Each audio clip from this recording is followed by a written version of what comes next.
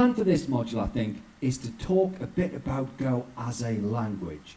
Like, what do we mean when we say things like it's a compiled, statically typed systems language that does its own garbage collection, it infers, it supports concurrency, all of that jargon? What does it mean? Now, look, if you already know all of that, magic. This course will be a walk in the park.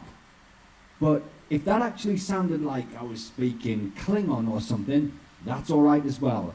We'll explain everything as we go, and you'll be putting it all into action so you'll pick it up. And you know what? By the end of the course, you'll be like, wow, I actually know what all that means. Anyway, after that, we'll see how to install Go, which is super easy. All right then, let's try and explain Go.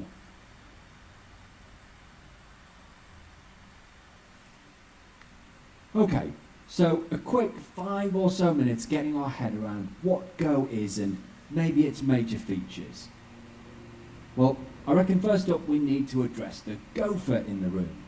This is the Go Gopher, and it's the official mascot of Go.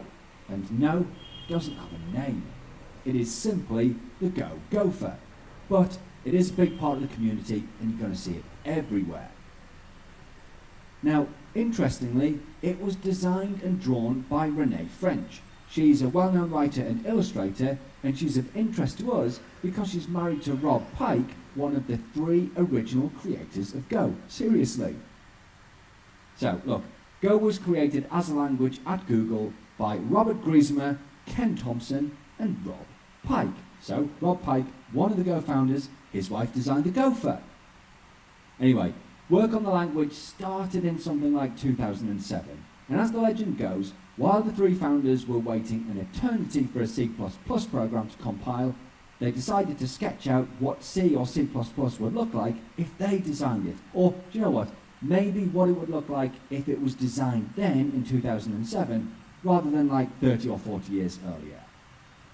Well, fast forward a couple of years to 2009, when that C++ program had almost finished compiling, and they released the first publicly available version of Go, and they made it open source under a BSD style license.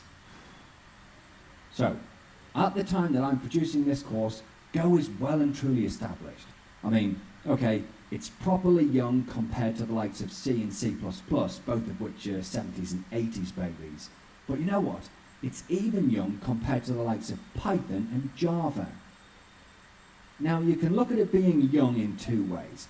Yes, it's obviously not as mature as some of those other languages. But hey, they were all written way back in the last century. So, no, Go's not as mature as some of those, but at least it was written in this century.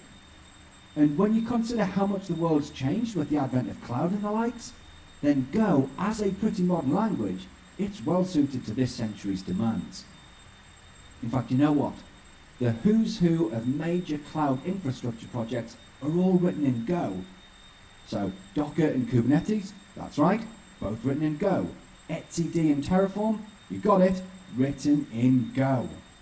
So, yeah, it's young, but it is widely used and very much production ready.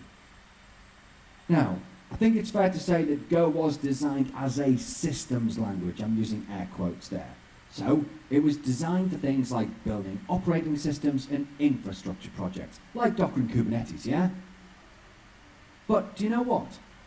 It's evolved over the years to be a solid choice for things like web services and other high-level apps. So, today, Go is a solid all-rounder, and it is a cracking language for you to learn. Now then, as a language, it is a bit like C and C++, only, fortunately, it is way simpler. Like, as a language, it's cleaner and more concise than C, plus it does its own garbage collection, which C doesn't. Now, I'm aware that I'm throwing around the odd buzzword, and if you're not sure about what some of those mean, don't sweat, we'll be explaining them all later on, and you'll even see most of them in action. But for now, garbage collection is just the language itself taking care of memory management. You know, like deallocating memory and the likes automatically so that you as a developer, well, I guess you can just think about other stuff, yeah? Anyway, Go only has 25 keywords, And that really isn't many. It's definitely less than C and Python, and it is way less than Java, so technically easier to learn. Obviously as well, it's cross-platform, so you're good to go on Linux, Windows, Mac OS, BSD, and even good old Solaris. It is a compiled language. That means the nice, easy-to-read code that we're going to write, that gets compiled down to machine code that runs without an interpreter. Buzzwords again. Okay, I'll tell you what. My first programming language, FoxPro, way back in the day, that was an interpreted language.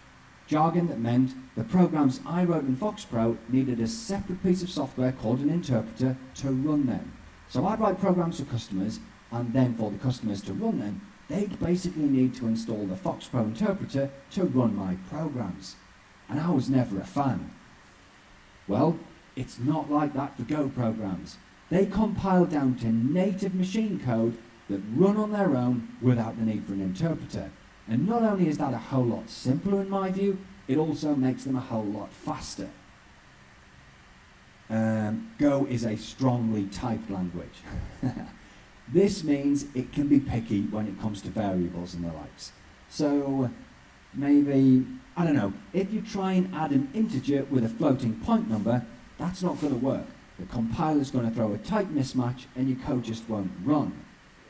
And I will say, right, if you're not used to this kind of behavior, I'm not going to lie, it can take a bit of getting used to. In fact, you know what? Strong typing's a bit like someone that's really picky with grammar. You know, the self-appointed grammar police. I'm sure most of us know at least one person like that, and of course we love them. Well, the strongly typed nature of Go means it's really strict about assigning the right types to variables. And yeah, this means we're probably more likely to get errors at compile time, but it does make us write good, clean, predictable code. Oh yeah, sticking with types, Go supports type inference. So we can write something like this on the screen, and Go's going to look at it and say, okay, 5.5, that looks like a floating point number to me. So it'll assign the variable type as a float. But then maybe if we assign 10 to A, well, this time it's going to assign it as an integer. Now, if you compare this type inference to something like C, where we have to explicitly state the type, you might be able to see how Go can be simpler and more concise. Well, do you know what? I reckon that'll do for now. Go is a modern, clean, simple and concise language. It's great for systems programming, but it's also a really good all-rounder. We said it is strongly typed, and it compiles down to machine code. Magic. Now let's go and see how to install it. Sorry, I had to do that at least once. Come on, let's go.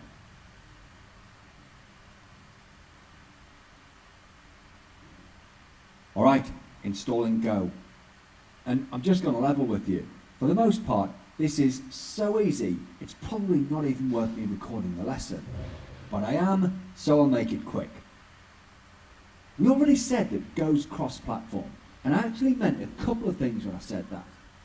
I meant it compiles programs that run natively on different operating systems and architectures, but I also meant you can install Go itself, so the language, the compiler and the other tools, also on different OSs and architectures.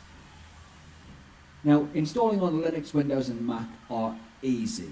It's a clickety-click wizard for Mac and Windows and a walk-in-the-park command line for Linux. For anything more exotic, sorry, you're probably installing from source, which is basically jargon for harder. You know, no nice wizard or whatever. Anyway, look, I'm on a Mac right now, and I literally typed install Go into my favorite search engine, and I ended up here at the official download and install page. So I'm just going to click this big download Go button, wait for that to download, and then I'll fire it up. A few clicks and the likes, and check that out, all done. So I think a quick check in the terminal, and I am ready to rock and roll. Told you it was easy.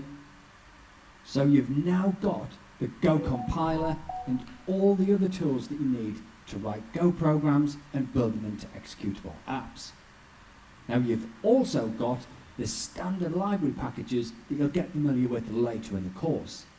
Now, I know that was just a Mac install, but it's practically identical on Windows, and like I said, it is a simple command line operation on Linux. And if you are following along, bring it on, because you are ready to rock and roll with Go. Speaking of which, next up, we're writing code.